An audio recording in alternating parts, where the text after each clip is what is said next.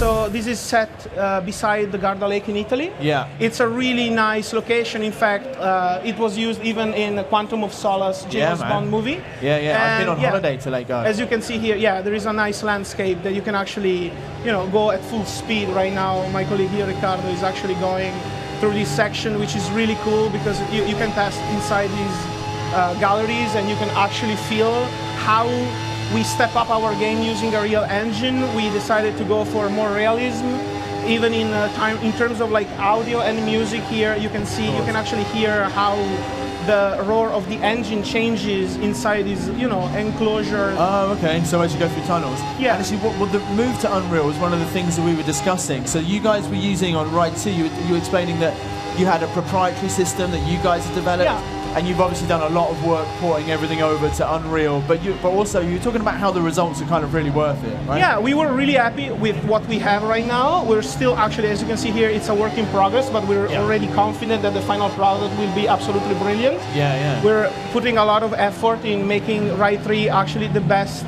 motorbike games out there. Yeah. And can you explain to us kind of what an effort? Because I think that people read or hear about, hey, we ported our game into Unreal. And I have no idea how much work that is, but I guess it's a lot.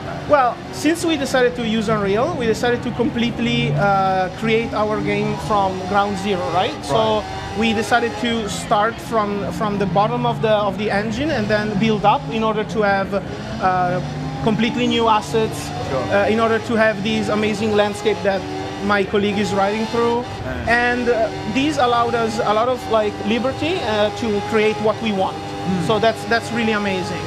We had new motorbikes models, and in fact, in the final game, we're gonna have more than 230 bikes just in the moment in which the game launches, and then. Can we just talk about the rewind mechanic? Because we were just talking about that. I didn't realize this was in your game. Actually, I took the break too late, so I'm just rewinding. And with the rewind feature, you can manipulate the time as you wish. So it's like a bullet time feature, which you can use to, it's a very hard turn, that one. And it's your fault, man. You can change the time in the game, and as you can see, the AI and everything in the game remain consistent at that time.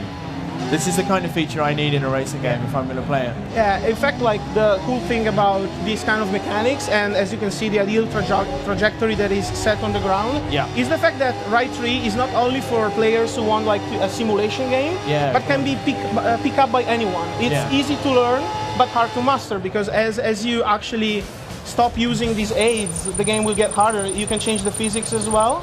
Okay. Yeah, so you can go for full simulation mode, but then anyone can pick up the game and start learning, which is really amazing. You learn how to face a track, you learn how to brake, you learn a lot of stuff that you will be able to use later. I know I want to chat to you more about the simulation in a second, but just as we're leaving Lake Garda, you were one of the things you said earlier really struck me, which was taking that blend of what's really there, and some of those roads are incredibly narrow, and then you having to kind of adapt it to make it kind of a fun gameplay experience. So you can just what were you doing to Lake Garda to make it kind of more fun to play?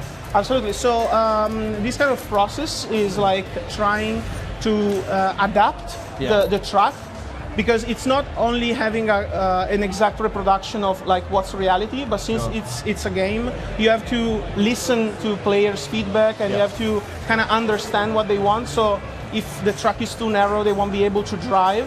So you have to make tough decisions in order to understand what's best for the players. A blend of both. Yeah. And what can you explain to us? Oh, of course, we're in. Absolutely. So it's Brands raining. Hatch. It's in the UK, so Here comes the rain. Yeah, right. So this is another kind of track that we have in the game. This is official one. Right. So differently from what we had before, which is a country one. Yeah. So this one, it's gonna be official. So it's one-to-one to reality. Okay. We use drone scanning as well. So this allowed us complete what you're driving here is exactly the track in real life, right? Does it always rain in Brands Hatch in your game, or is this No, absolutely. Okay. This is a feature of our game. We can actually change the weather as we like. Right. So we wanted to showcase you that in fact you can drive with different weather conditions, which makes the game cooler because obviously rain adds a difficulty in terms of wetness of the track and handling and this kind of stuff, right? Sure. So my colleague will actually have to follow more strictly the guidance here Yeah. to help him go from one band to another. This is so cool because Brands Hatch, even though like I said, I'm not huge into motorsports, but I've played enough that this track is still, the first few turns at least before I get fed up, are quite familiar to me. That's what I would be doing normally. It's slippery, as you can see here. Yeah, the grass is slippery. The grass is very slippery. Yeah. So yeah, I mean, one of my questions for you earlier on, like I said, I wanted to kind of return to kind of what level of hardcore your game is pitched to, and you're kind of saying, you know, you're kind of aiming for everybody to be able to pick it up and play. Yeah. But you've built in a system where you can go from, you know, that kind of learning how to do it with the aids and the rewinds, but then you can get up to more of a kind of full-on simulation. Is that right? Yeah, exactly. So the thing is that we wanted to create a game that was that could be played by anyone, but that doesn't mean that can be played by pro players, so like people who really want to take a challenge. Yeah. So if, for example, right now Ricardo is just using the guidance for every turn of the track. Okay. But he could have used like a more powerful guidance. Like full racing line. Yeah, exactly. Right, gotcha. That will show you all the racing lines inside the game. Right. So in this way, if you just pick up the game and you have any idea of like how a racing game works,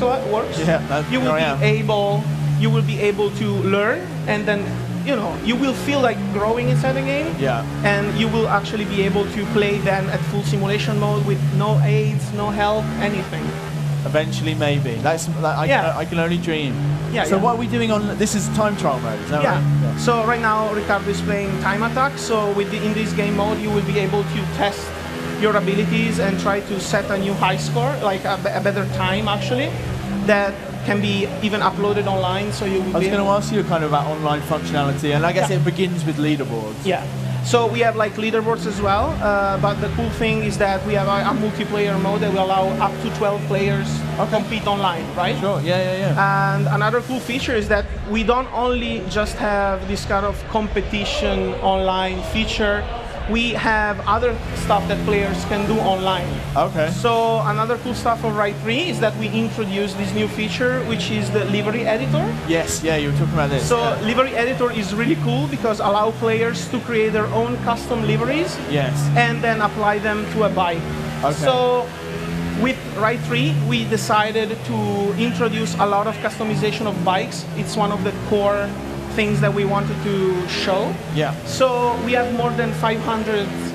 That was the number that got me, man. Yeah, when everyone talks about kind of customization modes, you're like, yeah, I'm going to be able to put a new hat on my guy. But yeah, 500 points of differentiation. That's you can exactly, like, for example, if you own a bike and the bike is in the game, you can exactly create the same bike you have at home, so you can ride it inside the game. Right. Because we have like 500 customization parts, right? Yeah, of course. And the cool thing is that you have your own bike, you create your own livery, but maybe since you can upload your livery online and other players can download it and use it, you will be able to face someone who actually, I don't know, downloaded it and placed it on his bike. It's cool, right? Yeah, you see somebody else using what you did.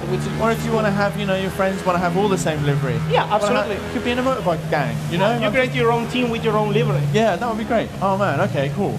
And in terms of kind of we're talking about kind of different modes, and again, I was kind of asking you earlier on the meat of the game. If I'm at home, and I've got the online modes, but the main thing that's going to kind of get me to come home at the end of a working day and stick this game on, and I'm guessing that's like your career mode, right? Yeah, we have actually a career mode. It's completely revamped. Yeah. So with this career, we decided to actually show the history of motorbikes. Right. So it's a sort of like magazine career based on magazines. So each magazine will focus on a particular bike and time. So we have like a lot of different bikes. Okay. Yeah. And we have so they go back even to the 70s. Right. So players will be able to feel and with the entire history of motorbikes during the career. Yeah, I love that. I mean, we were talking about this earlier on, and just the idea that racing is, you can do good racing and it's fun. You can go online and compete with your friends, but people who are kind of really into a game like Ride 3, they're going to want to soak up kind of the history of motorsports at the same time. Absolutely. It's weird that you're kind of able to bring that into your career mode. Can you explain what we're about to see? Yeah, absolutely. So Ricardo here is setting up a new race in Macau. Okay. So another cool stuff that we were unable to do with Unreal Engine is actually introducing nighttime tracks. Cool. So Macau Make is it one harder of for them. me. Thank you. And if say an idiot didn't know what Macau was, Yeah. how would you explain that to them? So Macau is a city track, so Right. it's set inside a city, Right. Okay. right? And Are we talking? I mean, where is it in the world?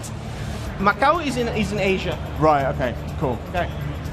So Yeah, here's the cool we're thing. talking a really low base of knowledge. For me No, here, it's fine. so- It's fine. Absolutely. So as you can see here, Ricardo is playing time attack mode. So at the beginning, the motorbike is controlled by AI, but when the counter goes to 0, he's now using the bike himself. Okay. So the cool thing about Macau is that we were enabled through the game engine to create this amazing track with like lights everywhere. It's nighttime, Okay. but as you can see, the city is full of life. It's full of lights that you can actually see. Yeah. And so And- is night racing completely new for Ride 3 for you guys? Is that? Excuse me? Is night racing? Is that Yeah, new for no, Ride 3? yeah. Not all the tracks are enabled to be played with nighttime. For Sure. example, the official ones, they don't have any kind of external illumination, so Right. they can be played during nighttime. So but that's why it's perfect for a kind of a city track. exactly. As you can see, a lot of lights. The This is reflections. reflecting on the ground, Oh, in man. the water, on the ground as well. Yeah, no, it looks beautiful. And it's a really, really peculiar track because here you can see how cool it is. This is the photo mode. We did not talk about photo mode. Yeah, I this love a photo. It was a mode. surprise. Yeah. So photo mode is really amazing because you can actually stop and pause the game Yeah. and be able to go around the bike and show how it looks how like. close can we get? Yeah, What we I can love go is like- we can go really pretty tight close. corner, really close to the asphalt. with Yeah. some reflections going on. And you can actually save them, so you will be able to look at them later. This is my kind take of a game. picture Okay. and everything. Yeah. So this is really cool because you can actually, if you're making like a nice turn, you can just stop the game, pause it, take a nice picture as he does. We have a lot of options. With your custom livery as well, man. Yeah, Yeah, that's beautiful. Yeah. So we can show them another part of the track Yeah. here, which is really cool. As you can see here, this is like a narrow passage inside the city, and it's Okay. really cool because actually in this track, lights, all the lights that you see around the tracks are guiding you. So you already have a kind of idea where you're going. Right now you can see the lights of this building on the left side, and then you have the full moon guiding you as Gotcha. well. Obviously my colleague is actually following the aids. race lines. But this is kind of like, so this is like a game design kind of Yeah. challenge for you, right? Absolutely. When you design these kind of tracks, you want to be sure that the player kind of understands as easy as possible in the fastest way where he has to go. Signposting, yeah. Yeah, Environmental. absolutely. Oh, the moon looks great. And this is really cool because it's actually a narrow track. It's more technical. Right. So we have a lot of different tracks, as I said before. We're like more than 30 Yeah, right yeah. now. And the thing is cool that you can actually choose a lot of tracks and like try to find the best one, the one that you like the most. Maybe a more technical one, a more fast one. It's up to you because you have so many choices to make that you can actually tailor the game around you.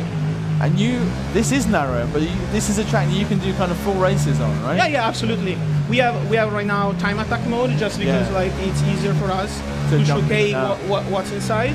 Yeah. But like it's That's really gonna get cool crowded, because, man. Yeah, absolutely. Even with AI, since we completely revamped the AI system, even if the track is narrow, the AI will be able to compete with you like at good levels. Yeah, absolutely. okay. So it's really hard. Like you can, if you want, the AI can be really, really hard to beat. I was going to say, is it aggressive? Like, It can be. It depends on like which level you set, but you can go from like an easier one, which allow you, to make even difficult overtakes. Sure. Okay. But then at difficult levels, it's realistic. I mean, Right. but it can be aggressive depending on the style you want to use inside the game. And this as well, yeah. Kind of, I asked you about cameras earlier on, and this one really does give you that kind of sense of speed, doesn't it? Yeah, absolutely. So this is the cockpit view. Yeah. So it's like being in the first person. So it's actually like riding a real bike. As you can see, the camera changes, like slowly pans from left to right, depending on which kind of turns my colleague is taking right now. And it's really immersive. Yeah. Like you can actually feel like you're driving. You can see the sense of speed because all the lights going fast, both on the ground and even these vertical elements that will allow you to get a better sense of speed. Sure, no, it's a perfect track to go first person. Yeah, absolutely. It's a bit scary actually. This is like, yeah, with the tunnel vision going, and then it's like 2001. It's crazy. Yeah, this is amazing. Oh man. So I think this is the final track we're going to be taking a look at. And you mentioned to me earlier on something I didn't realise, which was that Ride is a current world record holder. Yeah, absolutely. The Ride series, and it's maybe a record that isn't going to last that much longer. No, yeah, exactly. Because last year, Ride 2 won the World Guinness Best Records for the highest amount of car bikes inside bikes inside a game. Yeah. So with Ride 3, this world record will be shattered by us again. It's always good to beat your own record rather than have someone else do it, isn't it? Yeah, so the cool thing is that actually, as I mentioned before, there will be more than 230 bikes inside the game. Yeah. But then with the post-launch support that we're gonna have for Ride 3, there will be DLCs. Of course. And there are gonna be more than 300. Man, okay. So a lot of bikes that you can choose from. Cool. You're going to have to get in touch with Guinness and explain to them exactly what's going on. Yeah, hopefully we get the Guinness again. Oh man, that's awesome. Is there anything else that we haven't touched on just before we kind of say goodbye to the stream? Well, what you want to get across about your games? I know there's tons in there that we haven't covered. Yeah. I do like a good crash. Well, absolutely. So another thing that I want to actually mention is the fact that we're gonna have 7 bike categories, and one of these ones is completely new. Okay. So players will just have all the past, glories, but then we're gonna have new bikes, so that we'll be able to actually ride exactly what they want. Yeah. Okay. And feel the game in a really unique way, and have the game built around them.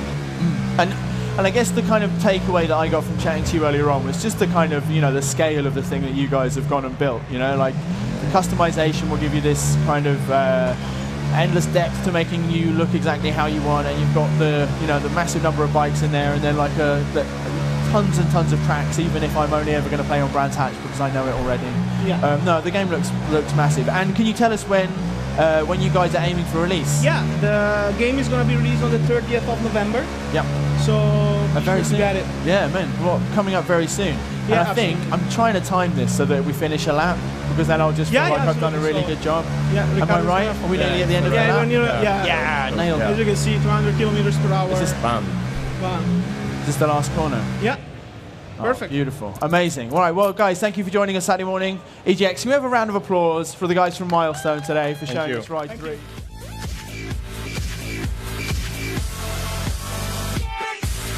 Like and share if you enjoy the video and think others might benefit from this, and of course subscribe and hit the notification button if you are new to the channel and want to be notified every time I post a video.